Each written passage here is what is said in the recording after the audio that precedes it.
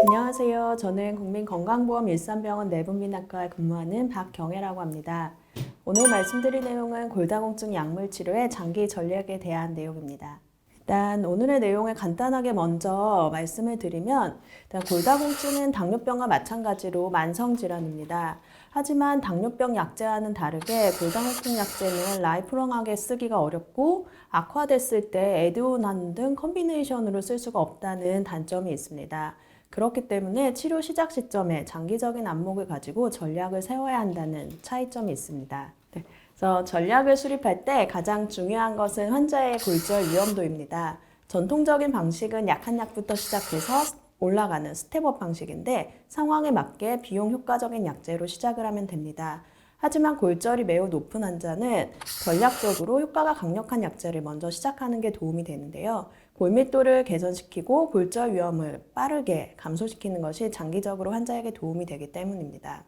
먼저 골다공증의 약제 종류를 설명을 드리겠습니다. 크게는 골 흡수를 억제하는 안티리졸티브 에이전트, 그리고 골 형성을 촉진하는 아나볼릭 에이전트, 이 두 가지 효과를 같이 가지고 있는 듀얼 액션 에이전트로 나눌 수가 있습니다. 가장 커먼하게 사용하는 약제가 이 비스포스포네이트와 데노스맙이고요. 이제 아나볼릭 에이전트로는 테리파라타이드가 쓰이다가 로모소주맙이 소개되면서 이제 우리에게 큰 세 종류의 무기가 생기게 되었습니다. 일단 최근에 미국 엔도크라인 소사이티 가이드라인을 보면은 이 포스트 메노포자 우먼에서 골절 위험이 높거나 매우 높은 환자들을 대상으로 비스포스포네이트, 데노즈맙, 테리파라타이드, 로모소주맙 이렇게 권고를 하고 있습니다.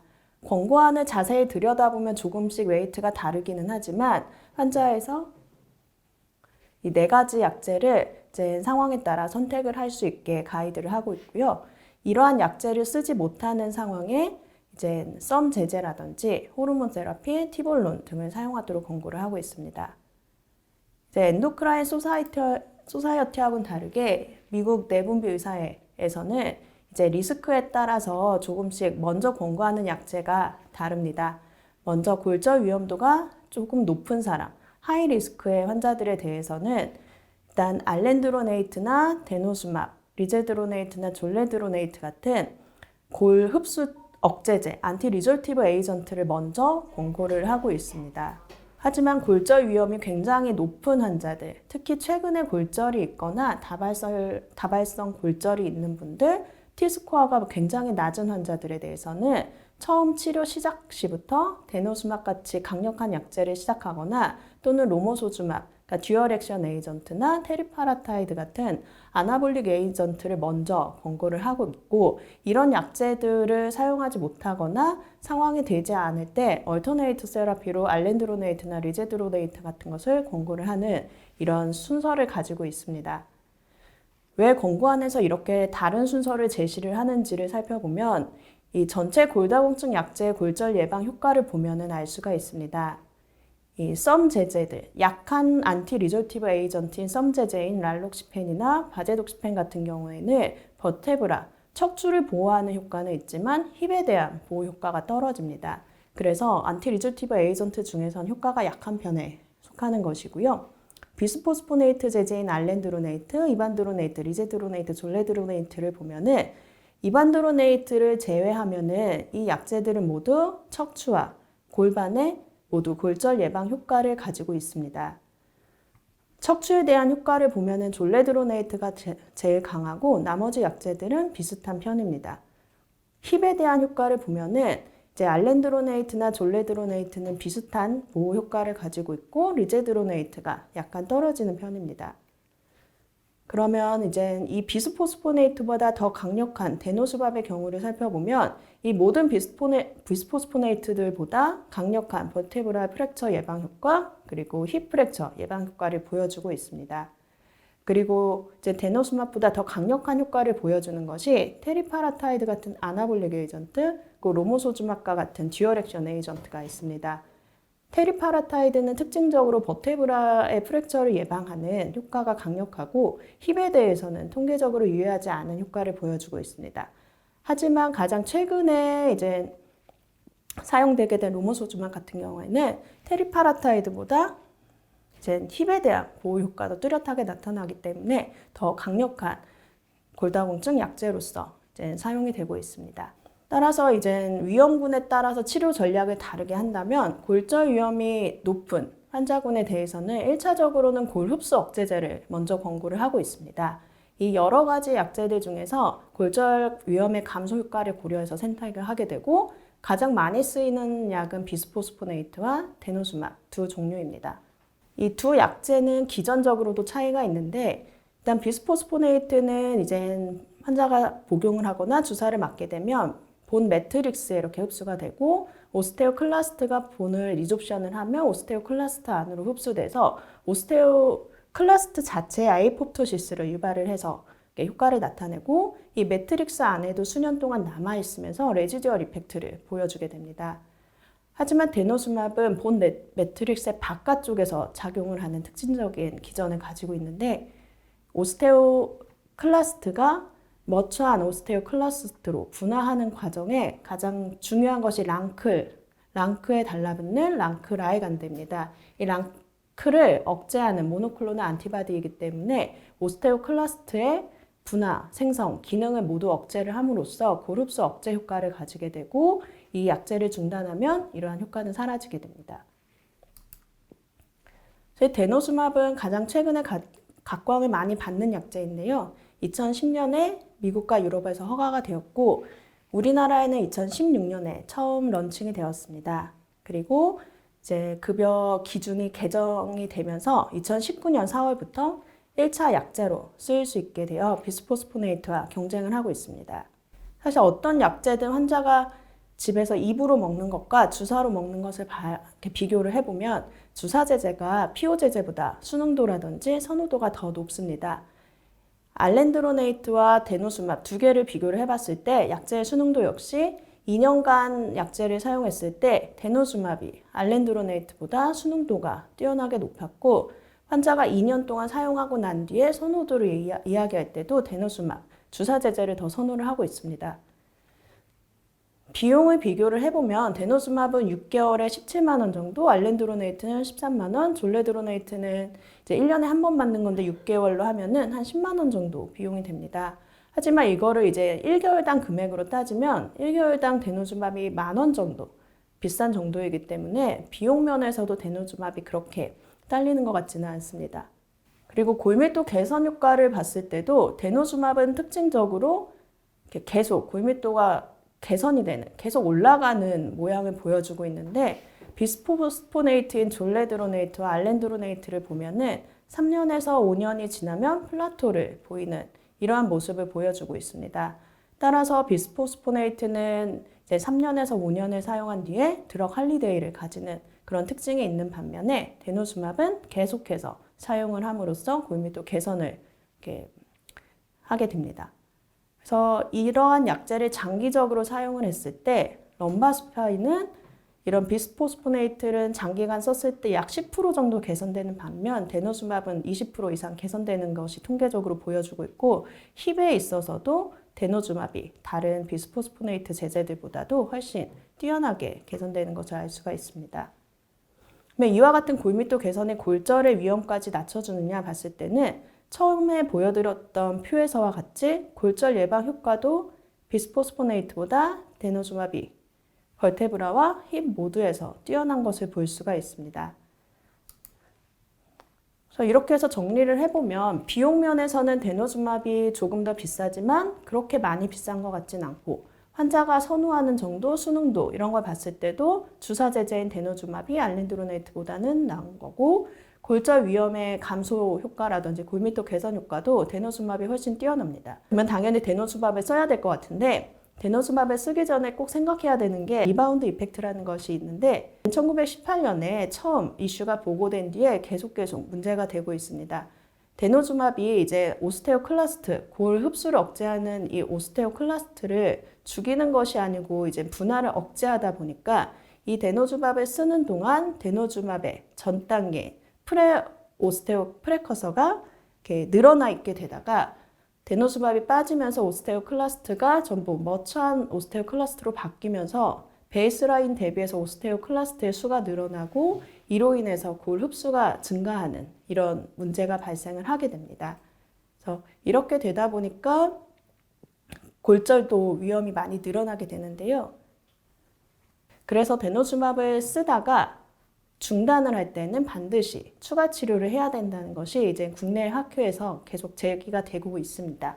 우리나라에서도 이제 데노스마브를 중단을 할 때는 반드시 1, 2년 동안 비스포스포네이트 같은 다른 안티 리졸티브 에이전트로 꼭 콘솔리데이션 트리트먼트를 하도록 권고를 하고 있습니다. 고위험군 같은 경우는 중단하지 말고 10년까지는 컨티뉴하게 치료를 하도록 권고를 하고 있고요. 그래서 이와 같은 데노스마브의 단점 때문에 오히려 비스포스포네이트 입장에서는 새로운 포지션이 생긴 것 같습니다. 그래서 데노스마브뿐만 아니고 앞으로 얘기 드릴 이런 아나볼릭이라든지 듀얼 액션 에이전트도 쓰다가 중단을 하게 되면 골밀도가 개선됐던 게 베이스라인으로 많이 돌아가려는 것을 보여주기 때문에 반드시 비스포스포네이트 같은 약으로 시퀀셜하게 트리트먼트를 해라라는 게 계속 이제 권고가 되고 있습니다. 실제로 데노스마브를 쓰다가 알렌드로네이트를 뒤에 이어서 쓰게 되면 데노스마브를 쓰다가 끊었을 때 떨어져야 되는 BMD가 떨어지지 않고 유지가 되는 것을 볼 수가 있고요.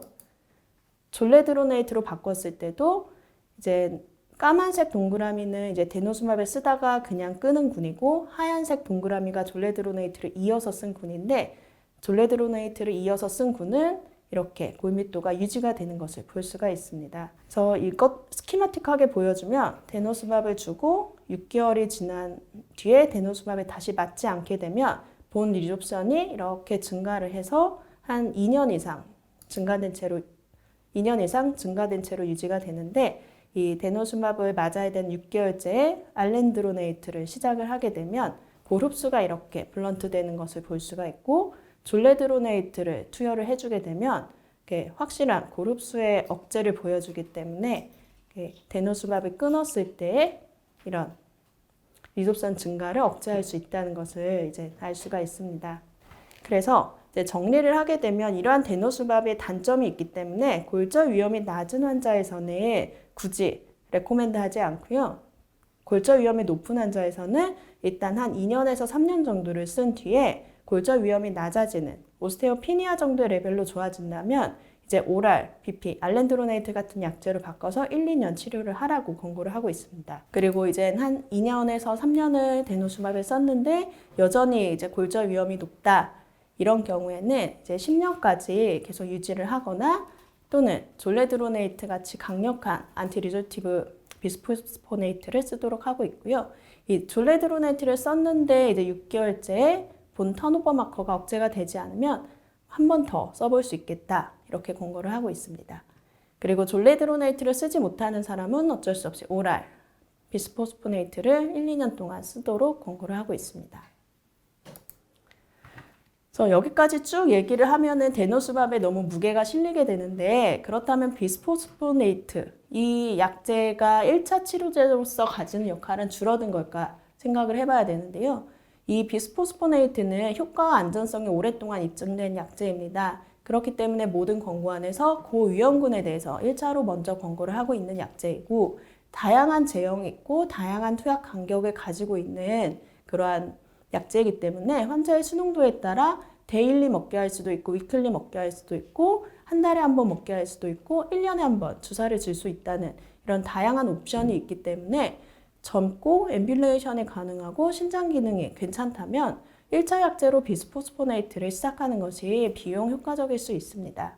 그래서 비스포스포네이트로 우리가 먼저 시작을 한다면 이제 시작을 하고 나서 그 다음에 골밀도가 올라가지 않는다든지 계속 떨어진다든지 골절이 발생하는 등 치료 실패가 이제 의심이 되는 상황에서는 다음과 같은 옵션으로 다음 단계 치료를 할 수가 있습니다. 비스포스포네이트 다음 단계로 강력한 안티리졸티브 데노스마브를 쓰던가 아니면 테리파라타이드 같은 아나볼릭으로 넘어가던가 또는 듀얼 액션 에이전트로 넘어가는 방법을 취할 수가 있고요. 테리파라타이드와 로모소주맘 이렇게 아나볼릭을 증가시키는 약제를 쓰게 된다면 그 다음 단계로 비스포스포네이트로 이제 콘솔리데이션을 하거나 롱텀 트리트먼트를 할 수가 있고 이 두 아나볼릭 에이전트, 듀얼 액션 에이전트를 이제 정해진 기간 동안 썼는데도 이제 골밀도가 충분히 올라가지 않으면 데노스마브로 넘어와서 데노스마브로 쭉 치료를 하다가 비스포스포네이트로 콘솔리데이션하는 이런 전략을 생각을 해볼 수가 있습니다. 그래서 비스포스포네이트를 시작을 한다. 그러면 이 다음 단계로 이러한 알고리즘을 통해서 다음 치료, 그 다음 치료를 할 수 있다는 것을 생각을 하면서 환자를 치료를 하는 것이 굉장히 중요하겠습니다. 그러면 우리가 데노스마브로 먼저 치료를 할 때는 어떻게 되냐? 보면은 우선 데노스마브를 시작한다는 것은 골절의 고위험군 또는 초고위험군이라는 뜻이기 때문에 우리가 괜찮다고 생각하는 수준까지 골밀도가 올라간 때까지 한 10년까지는 데노스마브를 써볼 수가 있겠고요. 쓰고 골밀도가 많이 개선이 되면 비스포스포네이트로 콘솔리데이션 하던가 이거를 데노스마브를 쓰고 있는 중에도 골밀도가 개선이 안 되면 이제 듀얼 액션 에이전트로 넘어와서 쓰고 비스포스포네이트로 콘솔리데이션 하는 방식을 취할 수가 있습니다. 하지만 이제 여기에서 데노스마브를 쓰고 나서 안타깝게도 테리파라타이드를 쓰는 것은 이제 골밀도의 개선 효과가 없다라고 계속 보고가 되고 있습니다. 그렇기 때문에 굉장히 좋은 약제지만 이 두 개의 순서를 바꾼다면 이쪽 방향으로 다음 치료를 할 수는 없다는 걸 기억을 하셔야 되고요. 그렇기 때문에 다음에서 말씀드리겠지만 순차 치료에서 이제 순차 치료의 중요성이 계속 대두가 되고 있습니다. 그러면 이제 초고위험군에서는 우리가 치료 전략을 어떻게 세워야 되는지 한번 확인을 해보겠습니다. 이러한 최근 권고안들은 이제 골절 위험이 굉장히 높은 초고위험군에서는 골절 위험 감소 효과가 큰 약제들, 즉 아나볼릭 에이전트, 듀얼 액션 에이전트를 1차로 먼저 권고를 하고 있습니다. 물론 현재 우리나라 급여 기준에서는 이 약제들을 사용을 할 수는 없지만 일단 효과가 가장 강력하고 환자에게 골절 위험을 빠르게 낮춰줄 수 있다는 분명한 효과가 있기 때문에 이 환자가 얼마나 돈을 지불할 의사가 있는지를 꼭 확인을 하고 환자가 원한다면 그리고 인디케이션이 된다면 의료진이 적극적으로 고려해 봐야 하는 약제입니다. 테리파라타이드와 로모소주마 두 가지 약제는 이제 이 약제 각각에 대해서는 사실 많은 연수 강좌나 뭐 이런 방송에서 보셨을 거라서 자세히 설명하지는 않겠습니다. 기본적으로는 테리파라타이드는 우리 몸에서 원래 분비되는 파라사이로드 호르몬을 리컴비넌트에서 만든 약제이고요. 환자가 집에서 데일리로 인젝을 해야 되고 2년 동안 맞을 수 있고 한 달에 약 23만 원 비용이 들게 됩니다. 로모소주맙은 스클레로스틴이라는 물질을 이제 블럭하는 모노클로널 안티바디인데 한 달에 한 번 병원에 와서 맞고 비용은 한 달에 25만 원 정도 들어갑니다. 테리파라타이드가 이제 2년을 맞고 로모소주맙이 이제 1년을 맞으니까 총 비용은 로모소주맙이 조금 더 싼 것 같습니다. 로모소주맙의 액션을 간단하게 살펴보면 이제 뼈가 형성되는 과정에서 제일 중요한 게 이 윈트 시그널링입니다. 근데 이 윈트 시그널링을 방해하는 스클레로스틴이라는 물질이 몸에 있는데 이 물질을 또 억제를 하는 거죠. 이 스클레로스틴을 억제를 하게 되면 윈트 시그널링이 이제 잘 전달이 되면서 본 포메이션을 증가시키는 그런 효과를 보여주게 되고 또 간접적으로 아까 데노스맙이 작용했던 부위가 랑클인데 랑클 쪽에도 작용을 해주기 때문에 이와 같이 골 형성을 촉진하면서 골 흡수도 억제하는 듀얼 액션을 보여주는 굉장히 좋은 약제라고 하겠습니다. 그래서 이것도 앞에서 먼저 보여드렸던 표인데 테리파라타이드와 로모소주맙 두 개를 비교를 해보면 특징적으로 이 부분에서 차이가 납니다. 테리파라타이드는 이제 힙에서 골절 감소 효과가 없다라고 밝혀져 있기 때문에 문제가 되는데 로모소주맙 같은 경우는 이 부분을 채워줄 수 있는 좋은 약제가 되고 버테브라에 대해서도 두 약제가 비슷한 정도로 굉장히 강력한 골절 예방 효과를 보여주고 있습니다. 그래서 이 두 개를 비교를 한 연구가 있는데 이 1년 동안 12개월 동안 두 약제를 투여했을 때 럼바에서는 스파인에서는 이제 테리파라타이드를 쓴 경우가 약 7% 개선이 됐고 올라왔고 로모소주맙은 약 12%가 BMD가 상승이 되었습니다. 이 알렌드로네이트와 데노스맙이 장기 치료를 했을 때 비스포스포네이트를 우리가 쓸 수 있는 만큼 썼을 때 올린 BMD의 퍼센트를 로모소주맙은 단 1년 만에 이렇게 이룩을 한 것이고요. 데노스맙이 10년 동안 이룩한 거, 즉 5년 동안에 한 10% 정도 개선된다고 이제 간단하게 생각을 하면 이 좋은 약제인 데노스마비 5년 동안 이룩한 효과를 로모소주마브는 1년 동안 이룬 거라고 생각을 할 수 있겠습니다. 그래서 초고위험군에서 저희가 이상적으로 알고리즘을 만든다면 다음과 같이 해볼 수가 있습니다. 결국 데노스마브를 쓰고 테리파라타이드를 쓰는 건 아까 안 된다고 했고요. 반대로 뒤집어서 테리파라타이드나 로모소주마브를 먼저 쓰고 그 뒤에 데노스마브를 쓰고 그 뒤에 콘솔리데이션을 비스포스포네이트를 한다면 골밀도를 가장 빠르게 가장 잘 개선을 시킬 수 있는 그런 알고리즘이라고 하겠습니다. 그래서 환자가 지불 의사가 있는지 아닌지는 사실 환자한테 물어봐야 되고요. 의사가 이제 이러한 강력한 효과가 있다는 거를 믿고 알고 환자한테 얘기를 하는 것과 그런 걸 모르고 환자한테 얘기를 하는 것은 환자의 지불 의사가 높아졌다가 낮아졌다가 할 수 있기 때문에 환자에게 이런 것들을 다 얘기를 해주고 비용은 들지만 1년 동안 1년의 치료로서 다른 약제를 5년 또는 10년 썼을 때만큼의 효과를 볼 수 있다. 그렇기 때문에 당장의 비용은 들어가지만 효과는 굉장히 좋으니 먼저 써보는 게 어떠냐 이렇게 제안을 할 수 있는 그런 의료진이 필요한 것 같습니다. 그렇다면 이렇게 오랫동안 치료를 하다 보면 그러면 이 환자를 언제까지 약을 써야 되지? 이런 궁금증이 생기게 됩니다. 사실 아직까지 골다공증을 어디까지 치료를 해야 되는지 합의된 타겟은 없습니다.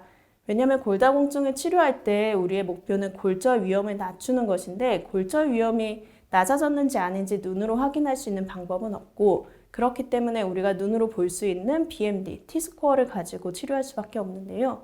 T스코어를 그러면 어디까지 치료를 할 거냐? 이게 아직 명확하지 않은 상태입니다. 근데 다행히 최근에 이제 조금씩은 명확해지고 있는 것 같은데요. 데노스마브를 가지고 이제 연구한 결과를 보면 BMD가 이렇게 올라갈수록 골절의 위험은 이렇게 코릴레이션이 됩니다. 비례해서 떨어지기 때문에 BMD를 좋게 개선하면 개선할수록 우리는 골절 위험을 낮출 수 있겠다. 그래서 BMD의 T스코어를 어느 정도 이제 타겟으로 삼아볼 수 있겠다. 이렇게 생각을 하게 되고 나이가 많든 나이가 적든 공이 이제 T스코어의 개선이 골절 위험의 감소를 같이 보여주고 있습니다. 그러면 어디까지 낮출 거냐? 여기 우리가 오스테오피니아가 마이너스 1.0에서 마이너스 2.5까지니 이 선까지 낮춰줄 거냐? 아니면 이 근방 어디에서 낮춰줄 거냐? 이걸 고민을 하게 되는데 이거에 대해서도 최근에 약간 답이 나오는 것 같은 이제 결과가 있습니다. 이젠 이니셜의 힙 스코어가 이쪽 왼쪽 칼럼이고 이걸 1 정도 T스코어를 올려주었을 때 미래에 발생할 프랙처 리스크가 얼마나 감소하냐 통계적으로 유의한 지점이 어디냐를 살펴보면 이 근방입니다. 그래서 한 마이너스 2.1, 마이너스 2.0 이 수준까지 이제 골밀도를 개선을 시킨다면 이 환자들의 미래 위험을 우리가 낮춰줄 수 있기 때문에 어느 정도 스레스홀드를 잡을 수 있는 것 같습니다. 물론 이건 아직 합의된 게 아니고 공식적인 타겟은 아니기 때문에 이제 여기까지 치료해라고 말할 수는 없지만 우리가 생각을 할 수 있는 목표라고 하겠습니다. 그래서 지금까지 말씀드린 내용을 정리를 하게 되면 이제 골다공증 약제는 라이프롱하게 쓸 수 없고 콤비네이션을 할 수가 없습니다. 그래서 시작할 때 환자의 골절 위험도를 가지고 일단 안목을 가지고 계획을 의료진이 세우는 게 중요하고요. 초고위험군 환자는 이제 안티리졸티브 에이전트, 초고위험군 환자는 고위험군과는 다르게 처음부터 전략적으로 강력한 약제를 먼저 고려합니다. 안티리졸티브 에이전트를 쓴다면 강력한 이제 데노스마브를 먼저 쓰는 게 좋겠고 환자가 비용을 감당할 수 있다면 데노스마브보다 더 골절 위험을 낮춰줄 수 있는 아나볼릭 에이전트, 듀얼 액션 에이전트를 먼저 사용하는 것을 권고를 하겠습니다. 그리고 고위험군의 경우에는 다양한 고흡수 억제제 중에서 환자하고 상의를 해서 환자가 어떤 것들을 좋아하는지, 환자가 규칙적으로 병원에 내원할 수 있는지, 혹시 해외에 나갈 일은 없는지, 지방에 자주 다니시는 분인지 이런 것들을 물어봐서 선택을 하시면 되겠습니다. 그래서 오늘 말씀드린 내용들은 이 권고안들에 다 실린 내용입니다. 이제 이러한 권고안을 자세히 살펴보면은 이제 에비던스도 더 정확하게 알 수가 있고 더 잘 이해를 할 수 있기 때문에 시간이 되신다면 이런 것들을 좀 읽어보시면 좋겠고 다 펌메드에서 검색을 할 수 있는 그런 권고안들입니다.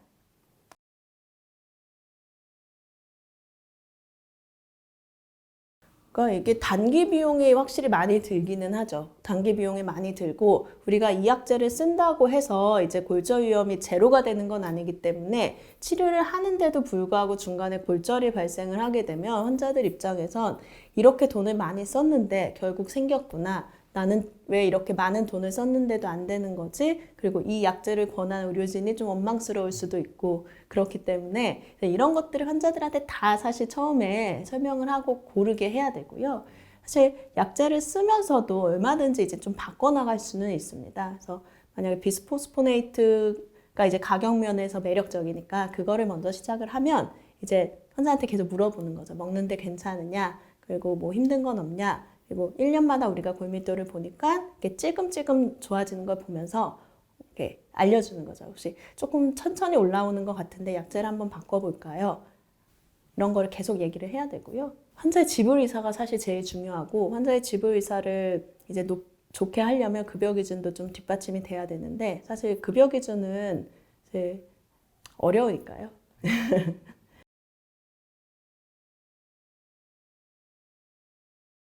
수능도 면에서는 어쨌든 주사로 맞는 그리고 병원에 와서 스케줄대로 맞는 게 수능도는 제일 좋습니다. 그래서 경구약제를 줘서 저희가 집에 돌려보내게 되면 집에서 사실 빼먹는 경우가 굉장히 많아서 1년 지켜보면 한 7, 80%밖에 못 드시거든요. 근데 이제 주사제제는 병원에 어쨌든 오게 되니까 거의 100%로 수능도를 맞출 수 있기 때문에 약제 효과도 100%로 누릴 수 있다는 장점이 있는 거죠.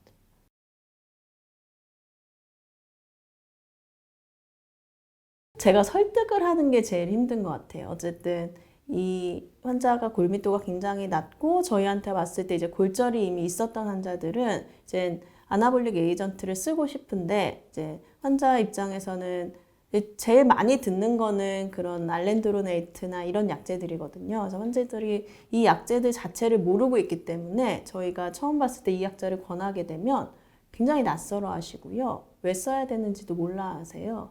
그래서 한 30분 정도 약제 하나하나를 설명을 드려요. 그렇게 해가지고 환자가 이해를 했을 때 이제 아나볼릭을 권고를 하게 되면 환자분들이 특히 보호자가 같이 왔을 때 많이 아나볼릭을 시작을 하시는 것 같아요. 보호자분들은 이제 최대한 부모님을 몸을 건강을 챙기려고 하니까 비용을 이제 5년간의 비용을 이렇게 계산을 하고 위험도를 보여드리면 사실 로모소주맙이 제일 좋거든요. 그래서 그걸 시작하겠다는 분들도 요새는 좀 많아진 것 같아요.